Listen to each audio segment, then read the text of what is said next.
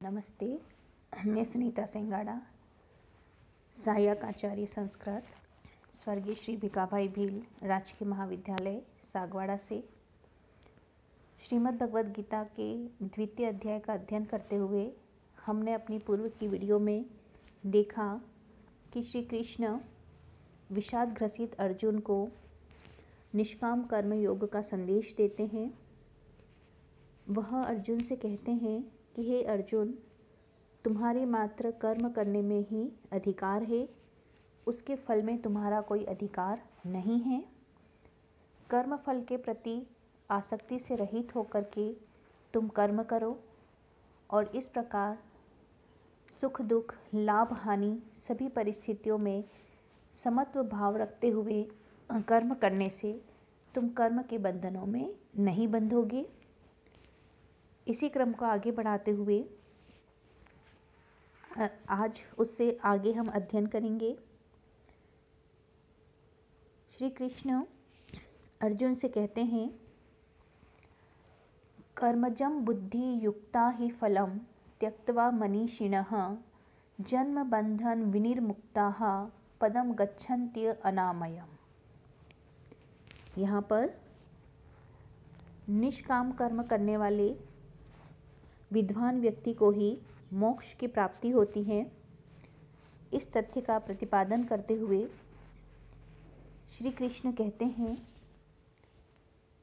बुद्धि युक्ता मनीषिणः, जो बुद्धि से युक्त विद्वान मनुष्य हैं, कर्मजं फलम त्यक्त्वा, वह कर्मों से उत्पन्न होने वाले फल को त्यक्त्वा छोड़ करके जन्म बंधन विनिर्मुक्ता, इस जन्म चक्र के बंधनों से मुक्त होकर के अनामयम पदम गच्छन्ति, उस परम पद को, उस अमृतमय पद को प्राप्त कर लेते हैं। यहाँ पर निष्काम कर्म का परिणाम बताया जा रहा है कि कह रहे हैं कि जो बुद्धिमान मनुष्य हैं, जो समत्व बुद्धि से युक्त हैं, जो सुख दुख लाभ हानि शीत उष्ण सभी परिस्थितियों में समभाव रखते हैं, तो ऐसे समत्व बुद्धि से युक्त मनीषिणः, विद्वान मनुष्य, कर्मजं फलम त्यक्त्वा, कर्म से उत्पन्न होने वाले जो भी फल हैं, चाहे पाप रूप में हो अथवा पुण्य रूप में हो, उन्हें त्याग करके जन्म बंधन विनिर्मुक्ता, वह उस जन्म के बंधनों से विमुक्त हो जाते हैं। क्योंकि वह निष्काम भाव से कर्म कर रहे हैं, अतः कर्मों के परिणाम स्वरूप जो भी फल प्राप्त है वह उनको भोगने से मुक्त रहते हैं। और चूँकि कर्म के फलों को भोगना नहीं है, अतः उन्हें पुनर्जन्म लेने की आवश्यकता भी नहीं होती है और इस प्रकार वह इस जन्म के बंधन चक्र से मुक्त हो जाते हैं। अनामयम पदम गच्छन्ति, और वह उस अमृतमय परमात्मा के परम पद को भी प्राप्त कर लेते हैं, अर्थात मोक्ष की प्राप्ति भी कर लेते हैं। इससे आगे श्री कृष्ण कहते हैं, यदा ते मोह कलिलं बुद्धि व्यतितरिष्यति तदा गन्तांसि निर्वेदं श्रोतवस्य श्रुतस्य च। अब कह रहे हैं कि ये वैराग्य भाव कैसे प्राप्त हो, ये समत्व भाव किस प्रकार मनुष्य को प्राप्त हो, उसके प्राप्ति का क्या उपाय है। उसी बात को स्पष्ट करते हुए श्री कृष्ण कहते हैं, यदा ते बुद्धि, कि जब तुम्हारी यह जो बुद्धि है, मोह कलीलम, मोह रूपी अज्ञानता रूपी आसक्ति रूपी इस कलीलम, इस दलदल को व्यतितरिष्यति, भली भांति पार कर लेगी।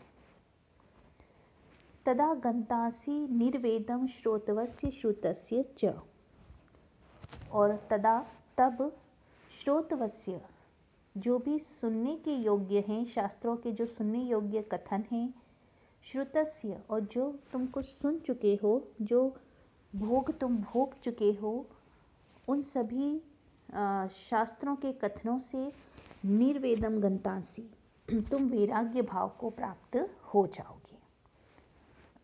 यहाँ पे श्री कृष्ण स्पष्ट करते हैं कि मनुष्य का जो मोह है, बुद्धि है, वही मनुष्य की अज्ञानता का कारण है।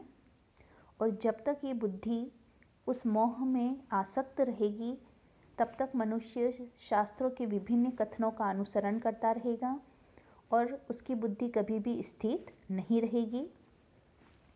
किंतु जब ये हमारी बुद्धि मोह कलीलम, आसक्ति रूपी इस दलदल को व्यतरिष्यति, पार कर लेगा, उस आसक्ति से रहित हो जाएगा, मोह से रहित हो जाएगा, तदा और तभी श्रोतवस्य, शास्त्रों के जो विभिन्न कथन हैं, जो भी लौकिक विषय हैं या परलौकिक विषय हैं, जो भी भोग हैं, जो हम कथनों के बारे में श्रवण करते हैं और जो भोगों को भोगने के लिए हम लालायित रहते हैं, ये सभी भोगों से निर्वेदम गंतासी, हमें वैराग्य प्राप्त हो जाएगा।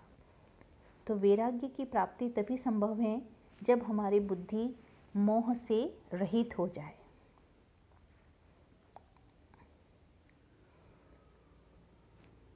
फिर आगे कहते हैं, श्रुति विप्रतिपन्ना ते यदा स्थास्यति निश्चला, समाधावचला बुद्धिस्तदा योगम अवाप्स्यसि। यहाँ पे श्री कृष्ण स्पष्ट कर रहे हैं कि समत्व योग को किस प्रकार से प्राप्त किया जा सकता है। वह कह रहे हैं कि समत्व भाव से कर्म करें। तो अर्जुन के मन में ये प्रश्न उत्पन्न हो सकता है कि समत्व भाव कैसे प्राप्त हो। तो इस विषय में श्री कृष्ण स्पष्ट करते हैं, श्रुति विप्रतिपन्ना ते यदा स्थास्यति निश्चला, समधावचला बुद्धिस्तदा योगम अवाप्स्यसि। कि यदा, जब श्रुति विप्रतिपन्ना, अनेक प्रकार के शास्त्रों को सुनने से, विप्रतिपन्ना, जो विचलित हो चुकी हैं, ऐसी ते बुद्धि, तुम्हारी यह बुद्धि, समाधौ, उस समाधि में, उस परम तत्व परमात्मा में, अचलाहा, अचल हो जाए, निश्चला स्थास्यति, और निश्चल हो जाए, एकाग्र चित्त हो जाए, तभी योगम अवाप्स्यसि, तुम्हें योग की प्राप्ति होगी, तभी तुम्हें समत्व योग की प्राप्ति संभव है। तो समत्व योग की प्राप्ति हेतु यहाँ पर बुद्धि का स्थिर होना, उस समाधि में उस परम तत्व का ही निरंतर चिंतन करना, मनन करना, ध्यान करना आदि अनिवार्य हैं। और जब तक बुद्धि श्रुति विप्रतिपन्ना, अनेक प्रकार के शास्त्रों के कथनों से विचलित होती रहेगी, भ्रमित होती रहेगी, तब तक बुद्धि का स्थिर होना संभव नहीं है। तो विभिन्न प्रकार के शास्त्रों के कथनों से जो हमारी बुद्धि विचलित हो चुकी हैं, क्योंकि शास्त्र अनेक हैं, उनके कथन अनेक हैं, अतः बुद्धि विचलित है। और यह बुद्धि जब उस समाधि में, उस परम तत्व परमात्मा में, उस परम पद में अचल हो जाएगी, निश्चल हो जाएगी, एकाग्र चित्त हो जाएगी, तदा योगम अवाप्स्यसि, और तभी हमें योग की प्राप्ति भी होगी। इससे आगे श्री कृष्ण कहते हैं, प्रजहाति यदा कामान सर्वान् पार्थ मनोगतान्, आत्मन्येव आत्मना तुष्टः स्थित प्रज्ञस्तदोच्यते। अब यहाँ पर स्थित प्रज्ञ के विषय में बात की जा रही है। अर्जुन श्री कृष्ण से प्रश्न करते हैं कि हे केशव, स्थित प्रज्ञ मनुष्य के क्या लक्षण हैं, वह कैसे बोलता है, कैसे बैठता है, कैसे चलता है। तो उसी प्रश्न का उत्तर देते हुए श्री कृष्ण कहते हैं, प्रजहाति यदा कामान सर्वान् पार्थ मनोगतान्। हे पार्थ, हे अर्जुन, हे पृथापुत्र अर्जुन, पार्थ, यदा मनोगतान् सर्वान् कामान प्रजहाति, जब तुम मन में स्थित सभी कामनाओं को प्रजहाति त्याग देते हो, अर्थात कामनाओं के प्रति तुम आसक्ति नहीं रखते हो, इन सांसारिक भोगों को भोगने की तुम कामना नहीं करते हो, तब आत्मनीव आत्मना तुष्टः, तुम इस आत्मा में ही अपनी आत्मा के द्वारा संतुष्ट रहते हो। स्थित प्रज्ञस्तदो उच्यते, और तभी तुम्हें स्थित प्रज्ञ कहा जाएगा। अर्थात यहाँ बुद्धि की जो चंचलता है, अस्थिरता है, उसे समाप्त करने की बात कही गई है कि मन में स्थित अनेक कामनाओं से, शास्त्रों के अनेक कथनों से मनुष्य की बुद्धि विचलित रहती है। अनेक लौकिक और परलौकिक कामनाओं से वह विचलित रहता है, किंतु जब मन में स्थित सभी कामनाओं का परित्याग कर दिया जाए, उनके प्रति किसी प्रकार की कोई आसक्ति न रखी जाए, तो मन स्थिर हो जाता है, शांत हो जाता है, एकाग्रचित्त हो जाता है और आत्मना, अपनी आत्मा के द्वारा आत्मनि, उसी परमात्मा में, उस परम तत्व का ही निरंतर वह चिंतन, मनन तथा ध्यान करता रहता है, एकाग्रचित्त हो जाता है, निश्चल हो जाता है। स्थित प्रज्ञोस्तदा उच्यते, और तब उसे स्थित प्रज्ञ कहा जाता है।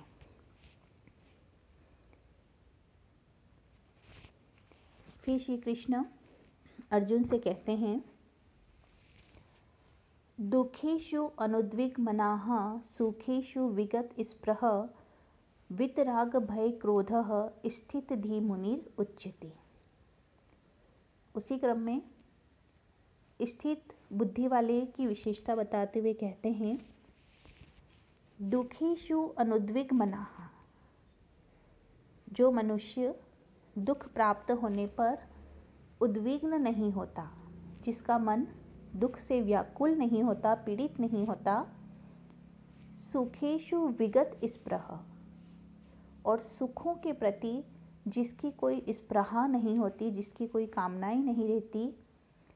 वितराग भय क्रोधः, और जो राग और भय क्रोध से रहित हो जाता है, स्थित धी मुनि उच्यते, उसे ही स्थित प्रज्ञ अथवा स्थिर बुद्धि वाला कहा जाता है। अर्जुन श्री कृष्ण से स्थित प्रज्ञ की विशेषताएं पूछ रहे हैं कि स्थित प्रज्ञ क्या है। तो कहते हैं श्री कृष्ण कि जो मनुष्य दुख प्राप्त होने पर व्याकुल नहीं होता, शोक प्रकट नहीं करता है और संतुष्ट रहता है। सुखेषु विगत स्पृह, और सुख प्राप्त होने पर भी वह उस सुख की निरंतर कामना नहीं करता। वह सुख और दुख दोनों को ही समत्व भाव से ग्रहण करता है, दोनों के प्रति संभाव रखता है। वितराग भय क्रोधः, किसी अन्य के प्रति राग, आसक्ति, भय अथवा क्रोध नहीं करता, हिंसा नहीं करता। जो भी उसके स्वजन हैं अथवा जो उसके शत्रु हैं, दोनों के प्रति जो समान भाव रखता है और राग, भय, क्रोध आदि उसके हृदय से निकल चुके हैं, ऐसा मनुष्य ही स्थिर धीहि, स्थित बुद्धि वाला कहा जाता है। तो इस प्रकार श्री कृष्ण अर्जुन को कहते हैं कि तुम कर्मों के फल को त्याग करके बुद्धि युक्त, समत्व भाव से युक्त होकर के तुम कर्म करो, और इससे तुम जन्म बंधन के चक्र से मुक्त होकर के उस परम पद को प्राप्त कर लोगे। स्थिर बुद्धि हेतु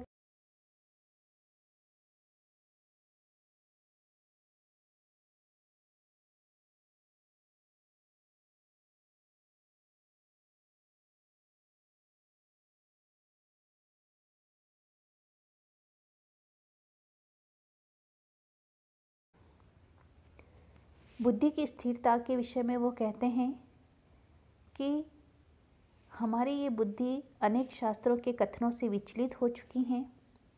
जब यह बुद्धि उस समाधि में, उस परमात्मा तत्व में स्थिर हो जाएगी, निश्चल हो जाएगी, तभी हमें योग की प्राप्ति संभव है। स्थित प्रज्ञ मनुष्य की विशेषता बताते हुए कहते हैं कि जब मनोगतान कामान सर्वान, मन में स्थित हम सभी कामनाओं को पूर्ण रूप से त्याग दें, उनके प्रति आसक्ति समाप्त हो जाए और अपनी आत्मा द्वारा उस परमात्मा में ही संतुष्ट रहें, तभी हम स्थित प्रज्ञ हो सकते हैं। स्थित प्रज्ञ की विशेषता बताते हुए श्री कृष्ण कहते हैं कि जो मनुष्य दुख में न तो उद्विग्न होता है और न ही सुख के प्रति स्पृहा रखता है, लालसा रखता है, जो राग भय और क्रोध से रहित हैं, वही मनुष्य स्थिर मुनि कहा जा सकता है। और इस प्रकार स्थित प्रज्ञ बनकर समत्व भाव से निष्काम कर्म करते हुए तुम युद्ध करो और ऐसा करने से तुम उस कर्म फल के बंधन से नहीं बंधोगे, तुम्हें पाप की भागीदारी नहीं होगी। तो आज की इस वीडियो में यहीं तक। धन्यवाद।